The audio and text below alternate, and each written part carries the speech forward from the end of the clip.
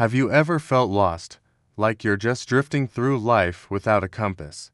What if I told you that wisdom from over 2,500 years ago could offer the clarity you're researching for right now? Today, we're not just talking about dusty old quotes. We're diving deep into the life of one of history's greatest thinkers, Confucius. But this isn't a lecture. We're going to uncover four powerful, transformative stories from his journey, tales of failure, resilience, and profound insight that reveal a practical roadmap to living a wiser, more meaningful life. By the end of this video, you won't just know more about Confucius. You'll have four ancient keys to unlock a better version of yourself. So, get comfortable, and let's begin a journey that could change the way you see everything. Our first story begins not with a celebrated sage, but with a frustrated and ambitious young man. Confucius, born into a time of great social and political chaos, believed he had the solution. He had dedicated years to studying ancient rituals and ethics, convinced that if he could just advise a ruler, he could restore order and harmony to the kingdom. He traveled from state to state, offering his wisdom to dukes and lords. But what happened? He was met with indifference, suspicion, and outright rejection. One ruler thought his ideas were too idealistic and impractical.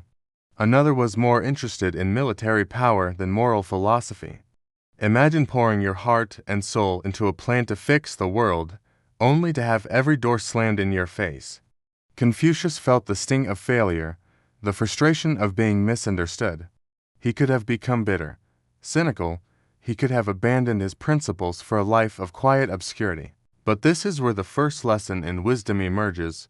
True purpose isn't defined by external validation, but by internal conviction. Instead of giving up, Confucius made a pivotal shift. If the rulers wouldn't listen, he would teach the people.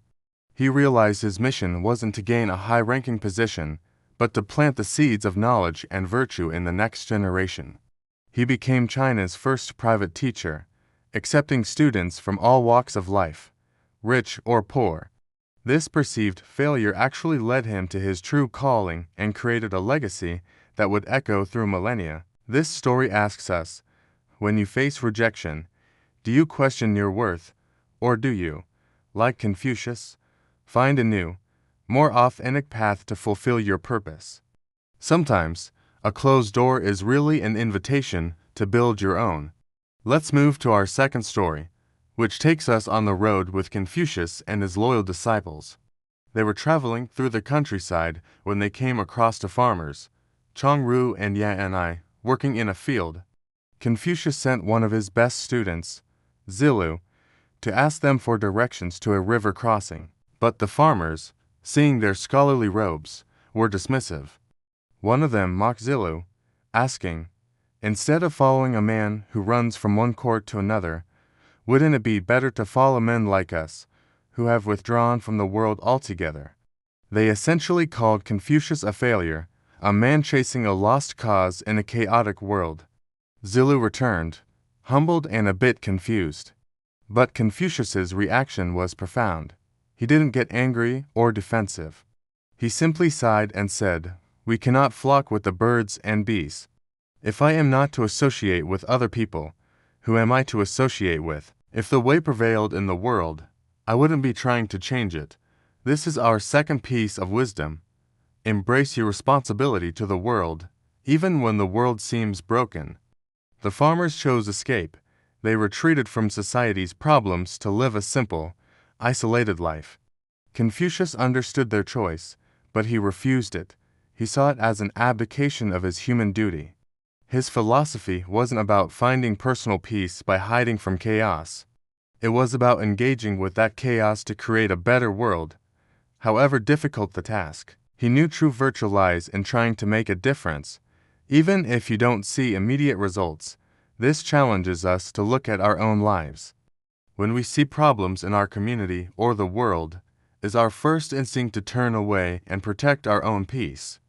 Or do we, like Confucius, recognize our shared humanity and our responsibility to engage, to help, to try and make things even a little bit better? Our third story is perhaps one of the most famous and deeply personal. It's the story of Confucius and his most brilliant student, Yan Hui. Yan Hui was not just a student, he was the one who understood Confucius's teachings on the deepest level. He lived a simple, impoverished life, but possessed a joy and a thirst for knowledge that Confucius admired above all others. He was the living embodiment of Confucian ideals. Then, tragedy struck. Yan Hui died young. For Confucius, this was a devastating personal and philosophical blow. The man who was meant to carry his teachings forward was gone. Upon hearing the news, Confucius broke down, crying out, "Heaven has forsaken me! Heaven has forsaken me!" His other students were shocked. They had never seen their master, the pillar of composure and ritual propriety, so utterly overcome with grief. They gently reminded him, "Master, you are losing your composure." But Confucius replied, "Am I? If I am not to show my grief for this man, for whom am I to show it?" Herein lies the third, incredibly human lesson. True wisdom is not the absence of emotion, but the authentic expression of it. Confucius taught emotional control and balance, but not repression. His profound grief wasn't a failure of his philosophy, it was the ultimate proof of it. His love for Yan Hui was deep, and so his sorrow was equally deep. He was showing that to be wise is not to be a cold, unfeeling statue. It's to be fully human, to love deeply, to feel loss keenly, and to grieve authentically. In a world that often tells us to be strong and hide our vulnerability, Confucius teaches us that our emotions are a vital part of our humanity. They connect us to one another. True strength isn't about never feeling pain. It's about allowing yourself to feel it fully and honestly because it reflects what you value and love. Our final story finds Confucius in his later years. After decades of wandering, teaching, and facing countless setbacks, he finally returned to his home state of Lu. He was an old man now. He never achieved the high political office he once dreamed of. He never saw his grand vision of a perfectly ordered society come to pass. By the world's standards, his political career was a complete failure. He was, as he once described himself, like a stray dog, searching for a home that would have him. But in these final years, he did not wallow in despair. Instead, he undertook his most enduring work. He gathered his disciples, and together they began to edit and compile the ancient texts that would become the foundation of Chinese culture, the five classics. He shifted his focus from changing the present to preserving the wisdom of the past for all future generations. This brings us to our fourth and final lesson. Your legacy is not defined by the positions you hold, but by the knowledge you share. Confucius realized that true influence wasn't about holding a scepter of power, but about lighting a lamp of knowledge. By editing these classics and continuing to teach, he ensured that his ideals would outlive him and every ruler who had ever rejected him. His work became the bedrock of education, ethics, and governance for over 2,000 years, shaping not just China but the entire world.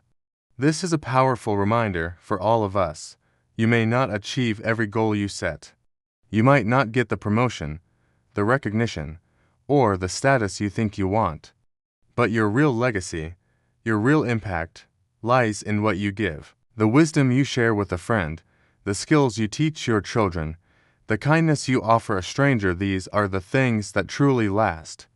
So, let's bring it all together. For stories, for timeless lessons. From his failure to advise rulers, we learn that true purpose comes from inner conviction, not external approval.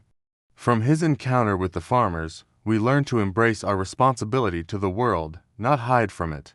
From the tragic death of his best student, we learn that wisdom means feeling our emotions authentically, not suppressing them. And from his final years, we learn that our true legacy is built on the knowledge we share, not the status we achieve. Confucius's life shows us that wisdom isn't a destination you arrive at. It's a path you walk, a path filled with setbacks, grief, and challenges. But it's through navigating these very challenges with integrity and purpose that we find our way.